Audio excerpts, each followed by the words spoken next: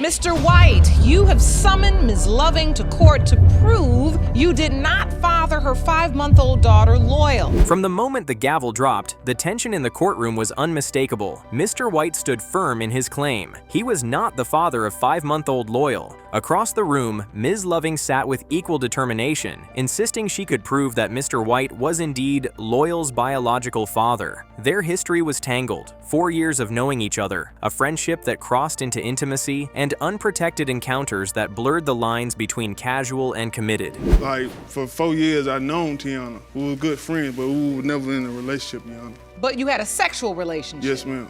Going on date. Mr. White was quick to clarify that despite shared moments, family reunions, meeting parents, calling each other's mothers mom, they were never in an official relationship. Still, when Ms. Loving announced her pregnancy, she assured him he was the only possible father. He didn't believe it, but he didn't walk away. That belief, however, began to crumble when she later admitted via Facebook that there was a 50-50 chance another man could be the father.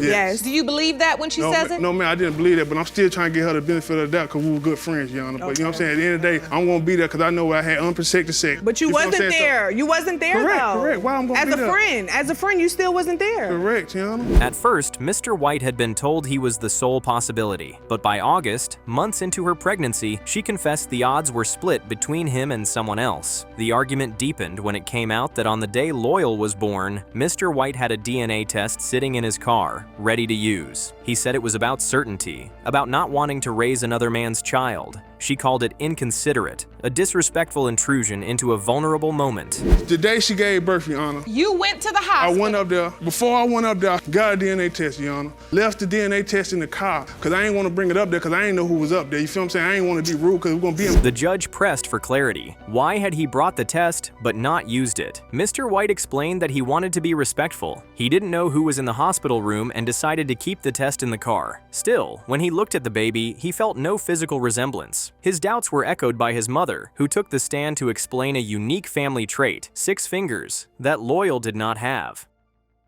Ms. White. Yes. You are Mr. White's mother? Yes, Your Honor. All right. You have doubt as well? I do. For one, Your Honor, my family has 6 fingers. My grandmother had it, he had it. Then came another layer to the story, Mr. White's witness, the man he believed could be Loyal's birth father. Enter Mr. Talbert, who openly admitted to a sexual relationship with Ms. Loving during the same window of conception. He even brought photographs comparing his baby picture to Loyal's current features, believing the resemblance was undeniable. About the paternity as it relates to 5-month-old baby Loyal? Yes, ma'am. You have had a sexual relationship with Ms. Loving, is that correct? Yes, that's correct. Do you believe you're Loyal's biological father? I do. Ms. Loving confirmed that 2 conception dates from different medical visits had pointed to 2 different men. Even her mother, Brenda, who had long hoped Mr. White would be the father, had to acknowledge that the baby bore similarities to Talbert's childhood photo. Brenda's desire for White to be the father was rooted in personal admiration, his respectful demeanor, and his relationship with her family, not in biological certainty.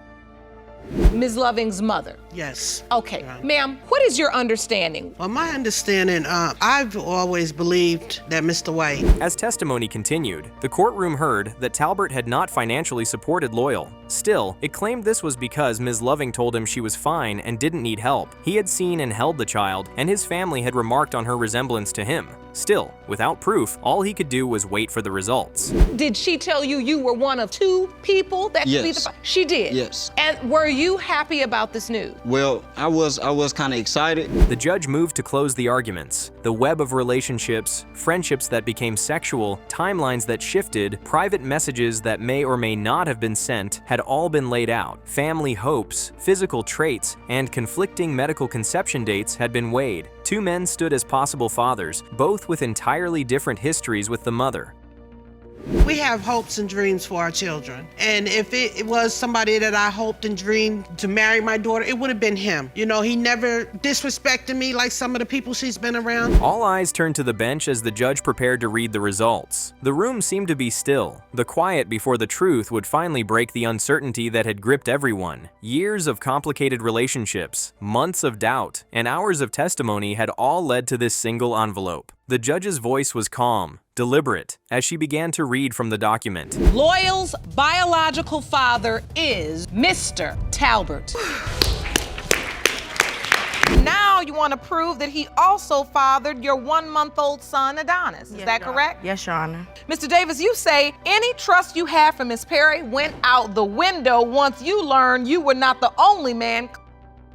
Ms. Perry walked into court carrying a storm of accusations, her eyes fixed on the man she claimed fathered not just her daughter, but her newborn son as well. Across the room, Mr. Davis stood in defiance. To him, the matter was clear. There was no possible way he was the father of baby Adonis. His trust in Perry, he said, had long evaporated after discovering he was not the only man she had been with. Perry saw it differently. She accused Davis of avoiding his responsibilities, choosing instead to surround himself with friends, women, and distractions, while she was left to raise children alone. Feel Mr. Davis denying your son. Because he's too busy hanging around with his homeboys, getting into every other woman he can find, and just too busy to take care of his responsibilities. The judge questioned both sides, but neither backed down. Perry insisted that, regardless of their issues, Davis had a duty to be present in his children's lives. Davis countered that Perry's motives had little to do with the children and more to do with maintaining some connection to him. From his perspective, every visit turned into conversations about their past or pressure to rekindle something romantic, something he had no interest in. Their exchanges quickly dissolved into layered grievances, each one dragging their shared history into the open. You say he just doesn't have time because he's running around with his friends. Yes, he got a girlfriend, he got a baby mama, he got this one, he got that one. They both claiming him, so which one you with? I'm not finna be a part of that triangle. You think you really that good? You not that good, man. Their relationship, if it could be called that, began on social media. Both had already become parents to other children before meeting, and their connection started as a casual arrangement. Perry admitted she began to care for him, perhaps because she was searching for something she felt was missing in her life. They met in person after a week of chatting online, spent time together twice, and soon after, she discovered she was pregnant with their daughter, Skylar. How did you all get together? Social media. We met on the internet. Social media. We met like that. It was a friends with benefits situation. I see him, he see me, we get her, blase, blase, blah. After Skylar's birth, there was no real romantic relationship between them. Only an ongoing sexual connection that neither seemed willing to define. This continued until Perry found herself pregnant again, this time with Adonis. When she called to tell Davis, his reaction was to laugh and hang up. To him, the timing and her lifestyle raised too many questions. After you have Skylar, do you all stay in a relationship? Are you still? We never was in a relationship. So you didn't date at all? No. So you all just went on back to your own lives. But were you having sex? Yeah, we were, but it was just... He also described a night when, too drunk to drive, he arrived at her place and was told to climb in through a broken window, a window he believed had already been used by someone else. Perry dismissed those suspicions, saying the broken window was due to poor maintenance, not secret visits from other men. Still, Davis's doubts grew. So when Adonis was there anything going on that would indicate to you that she may be sleeping with someone else? The window situation, could I explain? Yes. The emotional weight of the case began to surface. Perry said she wanted her children to know their siblings and grandparents, but that Davis's other children and their mother seemed to get all his attention. She admitted she'd lost friends and relationships since becoming a mother and felt unfairly pushed aside. The judge reminded her that casual relationships often leave one person invisible when the other decides to walk away. I don't know, like, he just made me feel bad, like I'm less than somebody because I really did care about him. So when you have somebody that you care about talk to you like that, it's just like, it makes me feel like I'm less of a woman. The dispute turned to the children's appearances. Perry insisted both Skylar and Adonis resembled Davis, and even shared features with his mother. Davis disagreed, presenting side-by-side photos to show differences. Perry argued that Adonis was only a month old and his features hadn't fully developed. The court noted that Davis had never taken a DNA test for Skylar, so this hearing would determine paternity for both children. Skylar, does he do anything for Adonis? No, he's not. Haven't seen him at all. I show him pictures. I message him pictures on Facebook. Skylar looks like him. That baby look like him. You don't think so? No, ma'am. Perry claimed that Davis only supported Adonis for the first 6 months, but then became inconsistent, visiting only every couple of months for brief moments before leaving. Davis denied neglect, saying he had been out of town when Adonis was born and avoided visits later due to arguments with Perry and her friends. When asked if she had been intimate with anyone else, Perry admitted she had been with another man, but maintained it was after Adonis was conceived. Perry, I have to ask you, were you dealing with anybody else? He was, and you knew that. But it wasn't around the time I conceived. That was afterwards. No. By this point, the courtroom felt heavy with years of mistrust, overlapping relationships, and unresolved resentments. The bailiff was called to bring in the results. 2 sealed envelopes, one for Adonis, one for Skylar. Both parents shifted in their seats. Perry's eyes locked on the judge, Davis's expression unreadable. The court was silent except for the rustle of paper as the results were read. It has been determined by this court. Mr. Davis, you are the father. That's good.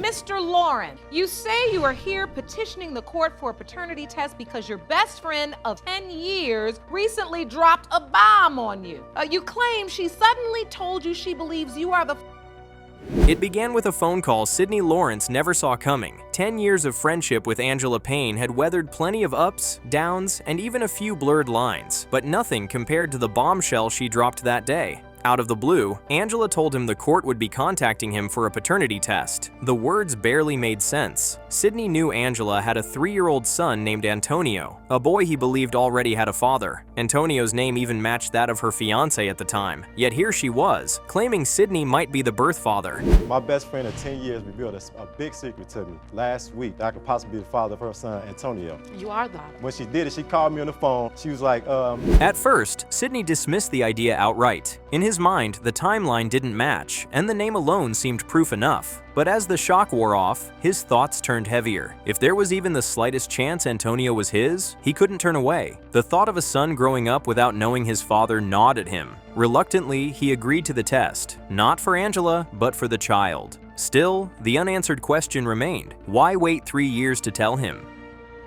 Antonio could be your child, or you were his father. Your first inclination was to say that's not possible, or what? she named the son after the father. So you felt like... Angela's answer was simple, though it stirred no comfort. She was scared. Scared to upend her engagement, scared to confront the truth, and scared of Sydney's reaction, one she was now seeing play out in court. She admitted that from the moment she saw her newborn son, she noticed the resemblance to Sydney. But with a fiancé standing by her side and a fragile relationship at stake, she stayed silent. If they brought him in, I looked at him, I was like, oh my God, he looked exactly like Sydney. But you named him after another man. Yes, I couldn't come to words to tell. The court soon learned their friendship had not been without complication. While Sydney had been in another relationship, the two had shared moments that crossed the boundary between platonic and romantic. He recalled an encounter at her apartment and then an unexpected pounding at the door that sent him scrambling out of a window. To Sydney, that night was proof that Angela had been seeing someone else during the same period. To Angela, it was irrelevant. When I came back into town, I called her and told her I was coming. And when I came into town, I got on the phone like, yeah. She was like, do you want to kick it? I'm like, yeah. So I go pick her up, and that same day I had sex with her. Come on now, if I took anybody's virginity, it took me that. Tensions flared as both recounted their version of events. Angela claimed Sydney tarnished her reputation after she told him, calling her names and spreading rumors. Sydney flatly denied it. He saw her 3-year silence as a betrayal, an intentional withholding of something life-changing. Angela countered that she had tried to get him to bond with Antonio without explicitly saying he might be his father, hoping he'd notice the resemblance himself. To her, it was obvious. To him, it was impossible to see without hearing the truth. The line is, you give your son another man's name and tell that man he's the father when you know the baby looks just like Mr. Lawrence in your mind. So now the other guy is gone. Right. What happened to him? Well, The judge questioned them on the conception timeline. Angela presented a calendar, marking the days she'd been with her fiancé and the one day she'd been with Sydney. The gap between relationships was razor thin. Sydney, studying the dates, admitted he could see how he might fit into the picture, even if the thought still unsettled him. Antonio had been born 9 months later, and Angela remained adamant. She hadn't been with anyone else during that period. Through your mind when you decided to call and tell him? my son, he's 3 years old now, and he needs to know who his dad is. It's not about us, it's about him. But why wait 3 years though? Why wait 3 years? Why wait 3 years to tell me? And he calling the other guy daddy. When asked what she wanted, Angela's answer was layered. She missed her best friend, but more importantly, she wanted Antonio to know his father. She wasn't seeking a relationship or financial gain, only for Sydney to step into the role she believed was his. Sydney's response was conflicted. Part of him hoped the boy was his, but another part struggled with the fracture in their trust. During the time of conception, One time. but unprotected. And I had a condom on. No, I had a condom on. You know, I was You drinking did at night. not. I was drinking. I don't know. You didn't I have don't a know if the condom condom on. slipped off or not. I don't know. It was dark. The court atmosphere thickened as both sides clung to their truths. Sidney acknowledged they had been intimate during the likely conception window. However, he insisted he had used protection and couldn't be certain if it had failed. Angela rejected that claim, certain there had been no barrier between them. The memory gap, blurred by alcohol and urgency, left room for doubt, a doubt only science could settle. Mr. Lawrence is the father. Yes, I am. I'm 100% sure I haven't been with anybody else but him and my ex-fiance. The ex-fiance is not his father. Sidney is his father. So what are you hoping for? I'm hoping. At last, after years of silence, confrontation, and now a public unraveling of their history, the moment arrived. Both stood in tense stillness as the judge prepared to reveal the DNA results. The envelope was handed over, its weight almost visible. Every word spoken in that courtroom had been building to this. The judge opened the envelope and read aloud, Mr. Lawrence, you are not the father. Ms. Lindsay, you say that after years of lies from your mother and uncertainty about who your father is, you believe you finally found him. Yes, Your Honor.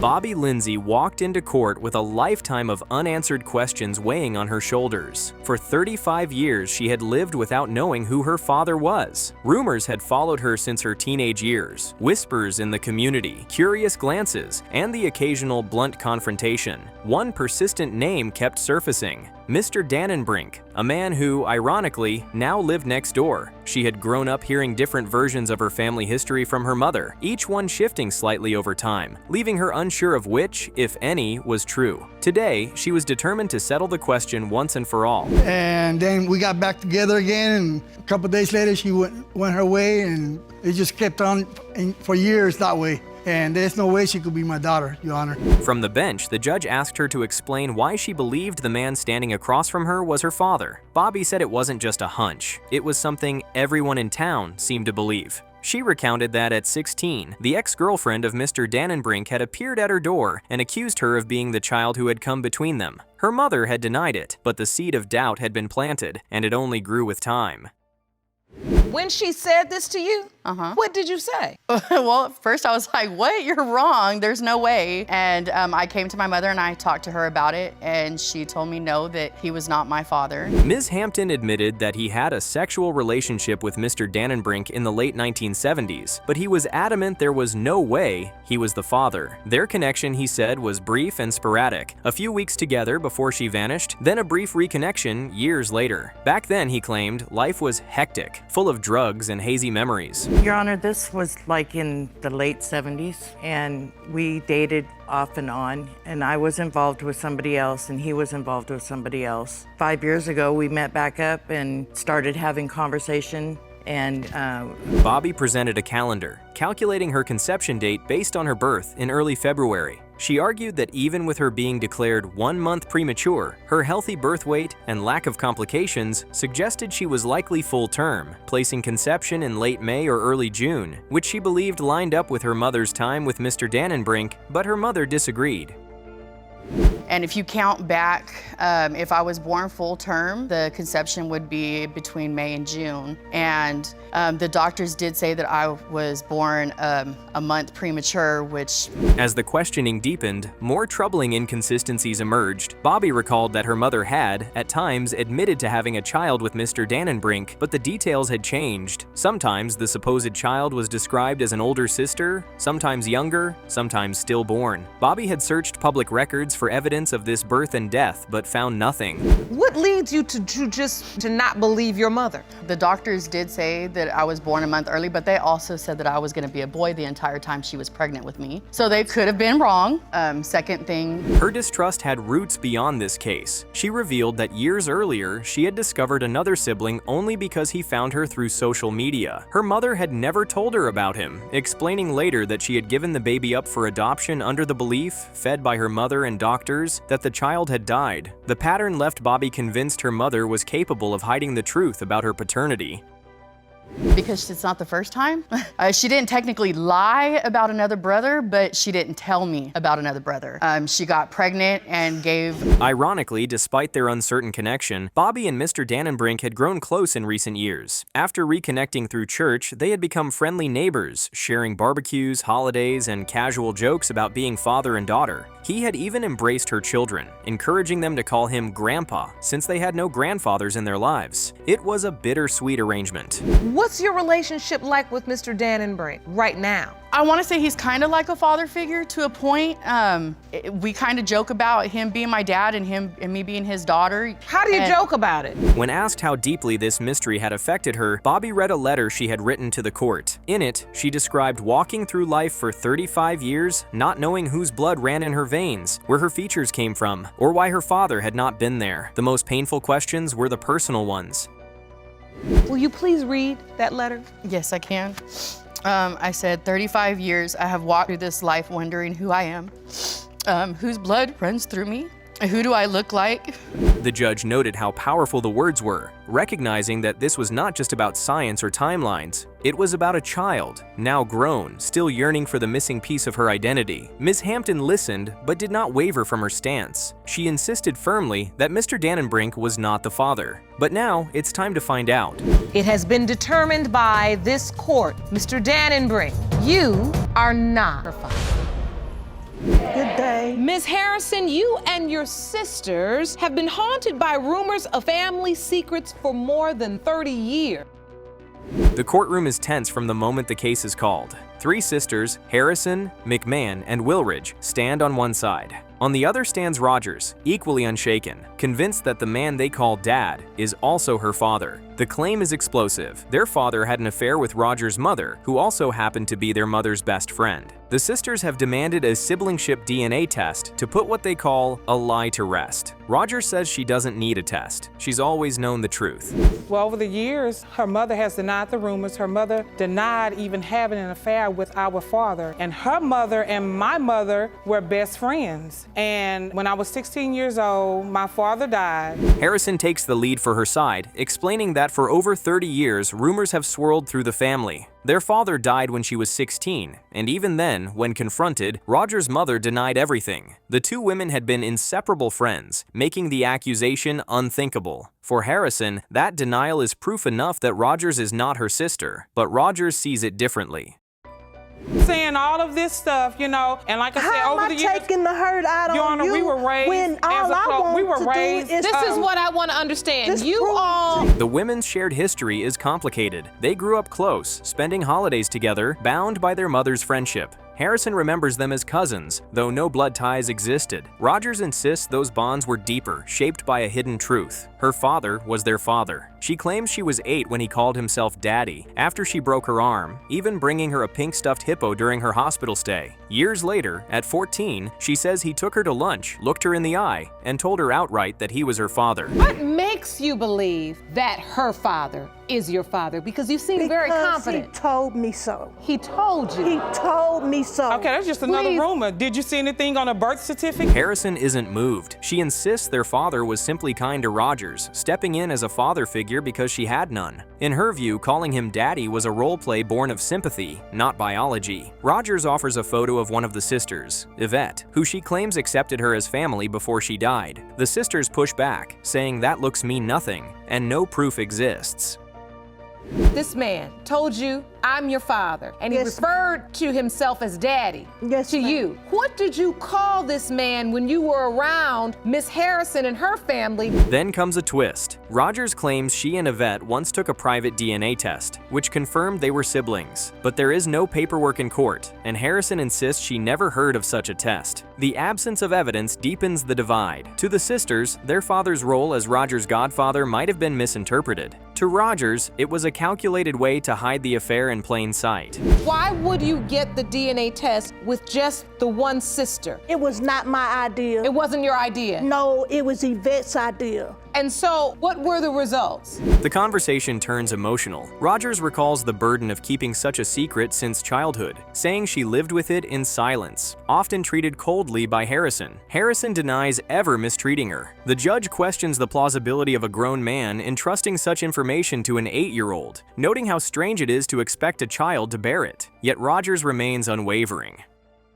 Because she didn't have a father figure or father in the home, you think maybe his way of just trying to be there for her was to say, don't worry about anything, I'm your daddy. He is her godfather. The judge calls Wilridge to speak. She recounts a childhood memory, her father buying bubblegum for her sisters, only to take it to Rogers' house instead. At the time, it meant nothing. As adults, the pattern began to make sense. When asked directly, Rogers admits she confronted her mother about paternity when she was 36. Her mother's answer was a firm no, but her tears and emotional reaction convinced Rogers that the truth was being buried. Okay. And I can also remember when I was younger, my dad took me to the store and they had some bubble gum in a tube, and I asked him for it and he said yes, and he was like, get 2 more tubes for your sisters. Harrison remains focused on the betrayal. The idea that her mother's closest friend could have been her father's lover is almost too much to process. To Rogers, her mother's shame was proof enough. Then Rogers drops another claim. She and her sister once saw, through a peephole, her mother and Uncle Fez in bed together.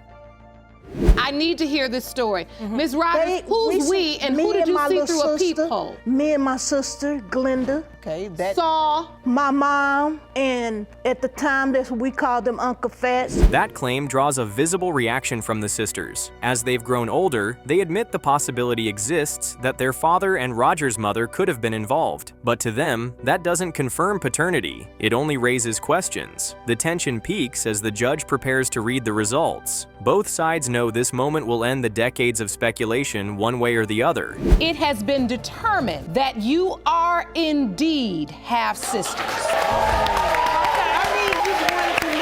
You stand before the court with a question you say haunts you each and every day. Is the man who raised you your biological father, or is it another man who is now deceased? Yes, Your Honor. Sonia Lee walked into the courtroom with a weight pressing hard on her chest. For 38 years, she had lived certain of one fact, that the man who raised her was her father. He had been her hero, her protector, her constant source of love. But now, in front of the judge and a room full of strangers, that certainty was being questioned. The possibility that another man, long deceased, might be her biological father had left her reeling. She wasn't just confronting a name in a file. She was facing the prospect that her true father had died without her ever meeting him. From the beginning of this has been real confusing and overwhelming for me, mainly because I only knew one man to be my father my whole life until he died. I was a daddy's baby, and with me and my father was very close. Across the aisle stood Rachel France, who claimed that her father, on his deathbed, had confessed to having another daughter named Sonia. That revelation had ignited a years-long search, a mission Rachel said she undertook to fulfill his dying wish. The strange twist? If she had found the right Sonia, it meant the woman standing at the plaintiff's table was her sister. And not just that, they had grown up in the same city, gone to the same schools, and even had children who were best friends, never realizing they might be family. Please tell me about this search, how it came about. You say this was your father's dying wish? Yes, Your Honor.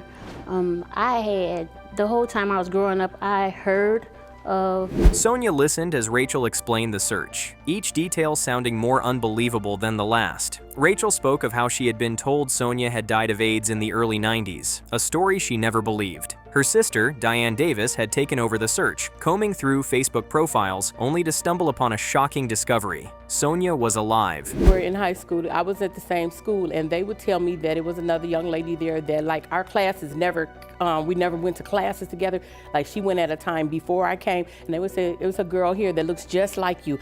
I think she your sister. For Sonia, hearing this felt surreal. At first, she had ignored the Facebook messages from Diane. The claims made no sense. She didn't recognize the names or the faces, but the persistence of the messages eventually broke through her disbelief, leading to a phone call in which Diane spilled everything: the deathbed wish, the mistaken obituary, the claim that Sonia was family. Sonia went from living as her father's child to being listed as dead in another man's memorial, all within minutes of hearing the story.